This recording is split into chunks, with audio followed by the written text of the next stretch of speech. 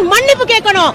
இல்லை என்கிற ஆதாரத்தை வச்சு உருட்டாம தமிழ்நாட்டு மக்கள்கிட்ட மன்னிப்பு கேட்டு வேலையை பாருங்க, அரசியலை மூட்டை கட்டுங்க. அத ஒத்தால இல்லங்க, தமிழ்நாட்டினுடைய அரசியல் அனாதை சீமான். அனாதை ஒன்னா தனியா தான் நிக்கும். எந்த கட்சியும் கூட்டணி சேரலன்னா உன் லட்சணம் அப்படி. அதுல தடிய வச்சு எங்களை மிரட்டுவீங்களா? தடிய வச்சு ஒரு நூற்றாண்டுக்கு முன்பே அரசியல் ஆணி வேற ஆற்றின தந்தை பெரியார் மேல கை வச்சா நாங்க வேடிக்கை பார்க்க மாட்டோம். உன் தடியெல்லாம் சாதாரண தடி. நாங்க பார்த்திருக்கிற அரசியல் வேற.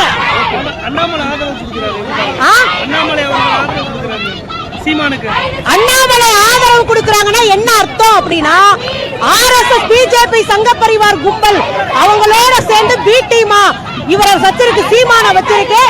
RSS உடைய பி டீம் அதுல NIA சோதனைக்கு பிறகு ரஜினியை சந்திச்சது, இங்க ஆடிட்டர் குருமூர்த்தியை சந்திச்சது எல்லாமே திட்டமிட்ட அரசியல். இந்த அரசியல் கோமாளி சில்லறை சீமான் கண்டிக்கப்பட வேண்டும்.